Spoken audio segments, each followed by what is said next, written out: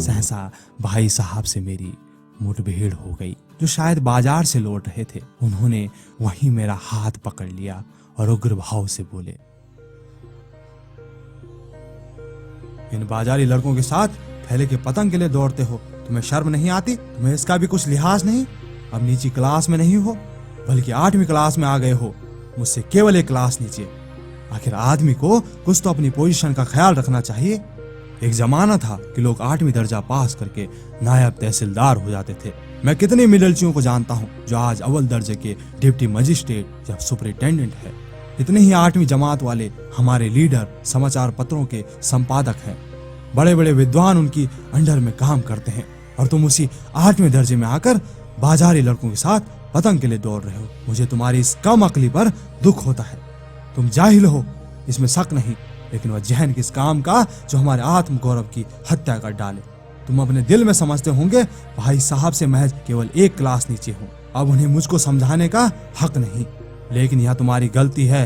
मैं तुमसे 5 साल बड़ा हूँ और चाहे आज तुम मेरी क्लास में ही आ जाओ और परीक्षकों का यही हाल रहा तो निसंदेह अगले साल तुम मेरे समकक्ष हो जाओगे और शायद 1 साल बाद तुम मुझसे आगे निकल जाओगे। लेकिन मुझ में और तुम में जो 5 साल का अंतर है उसे तुम क्या खुदा भी नहीं मिटा सकता। मैं तुमसे 5 साल बड़ा हूँ और हमेशा रहूंगा। मुझे दुनिया का, जिंदगी का जो अनुभव है तुम उसकी बराबरी नहीं कर सकते, चाहे तुम MA, DPhil और डिलीट क्यों ना हो जाओ। समझ किताबें पढ़ने से नहीं आती। हमारी अम्मा ने कोई दर्जा पास नहीं किया, दादा भी शायद 5वीं क्लास के आगे नहीं पढ़े, लेकिन हम दोनों चाहे सारी दुनिया की विधा पढ़ ले, अम्मा और दादा को हमें समझाने और सुधारने का अधिकार हमेशा रहेगा। केवल इसलिए नहीं कि वो हमारे जन्मदाता है, बल्कि इसलिए उन्हें दुनिया का हमसे ज्यादा तजुर्बा है और हमेशा रहेगा। अमेरिका में किस तरह की राज्य व्यवस्था है, 8वें हेनरी ने कितने विवाह किए, आकाश में कितने नक्षत्र हैं, यह बात चाहे उन्हें मालूम ना हो, लेकिन हजारों ऐसी बातें हैं जिनका ज्ञान उन्हें हमसे और तुमसे कहीं ज्यादा है। देव ना करे आज मैं बीमार हो जाऊं, तुम्हारे हाथ पांव फूल जाएंगे। दादा को तार देने के सिवा तुम्हें कुछ और न सूझेगा। लेकिन तुम्हारी जगह पर दादा हो तो किसी को तार न दे, न घबराएं, न बदहवास हो। पहले खुद मर्ज पहचान कर इलाज करें, उसमें सफल न हो तो किसी डॉक्टर को बुलाएंगे। बीमारी तो खैर बड़ी चीज है, हम तुम तो इतना भी नहीं जानते कि महीने भर का महीने भर कैसे चले। जो कुछ दादा भेजते हैं उसे हम 20-22 दिन में खर्च कर डालते हैं और पैसे पैसे के मोहताज हो जाते हैं। नाश्ता बंद हो जाता है, धोबी और नाई से मुंह चुराने लगते हैं। लेकिन जितना आज हम खर्च करते हैं उसके आधे में दादा ने अपनी उम्र का बड़ा भाग इज्जत और नेक नामी के साथ निभाया है और एक कुटुंब का पालन किया है जिसमें सब मिलाकर 9 आदमी थे। अपने हेडमास्टर साहब को ही देख लो, MA है कि नहीं? और यहाँ के MA नहीं, ऑक्सफोर्ड के हैं। 1000 रुपया पाते हैं, लेकिन उनके घर का इंतजाम कौन करता है?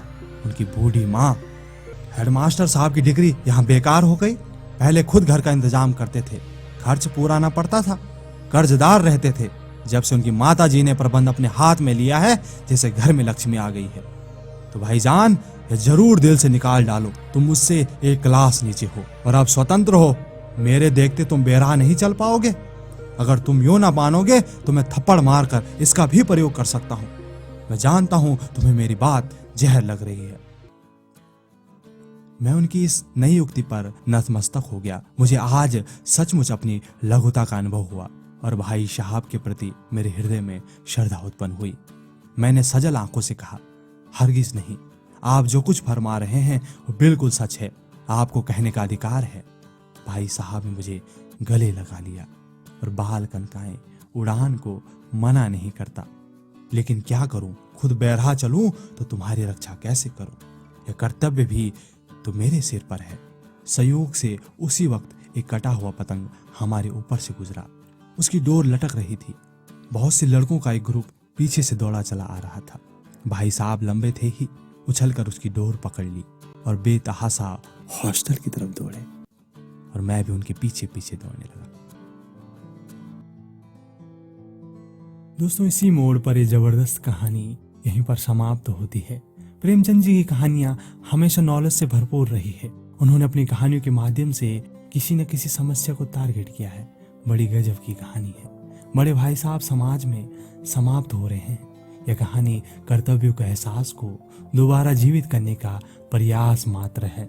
इस कहानी में बड़े भाई साहब अपने कर्तव्य को संभालते हुए अपने भाई के प्रति अपनी जिम्मेदारियों को बखूबी पूरा कर रहे हैं। उनकी उम्र इतनी नहीं है जितनी उनकी जिम्मेदारियां हैं, लेकिन उनकी जिम्मेदारियां उनकी उम्र के आगे छोटी नजर आती है।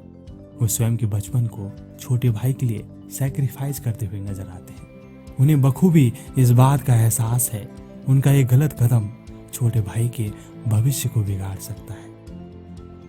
एक 14 साल के बच्चे द्वारा उठाया गया कदम छोटे भाई के उज्जवल भविष्य की नींव रखता है। यही आदर्श बड़े भाई को छोटे भाई के सामने और भी ऊंचा और महान बना देते हैं। यह कहानी हमें सिखाती है कि मनुष्य उम्र से नहीं अपने किए गए कर्मों और कर्तव्यों से बड़ा होता है। साथ ही प्रेमचंद जी ने शिक्षा के अलग अलग तौर तरीकों पर भी इस कहानी के माध्यम से व्यंग्य किया है।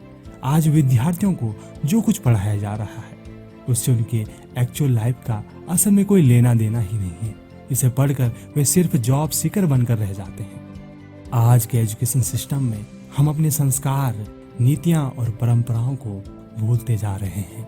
आज एजुकेशन सिर्फ पैसा कमाने का एक माध्यम सा बन गया है, जबकि एजुकेशन का मूल उद्देश्य अध्ययन और सही नॉलेज लेना है, जिसके माध्यम से हम लाइफ की एक्चुअल वैल्यू को और उसे जीने के तरीकों को सीखते हैं।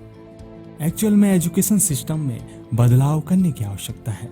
एजुकेशन सिस्टम ऐसा होना चाहिए जिसमें हम न सिर्फ अपने जीवन निर्वाह में सक्षम बने, बल्कि हम अपनी एक्चुअल वैल्यू को भी समझ सके, ताकि एक बेहतर समाज और राष्ट्र का निर्माण किया जा सके। उम्मीद करते हैं ये कहानी बड़े भाई साहब आपको बेहद पसंद आई होगी।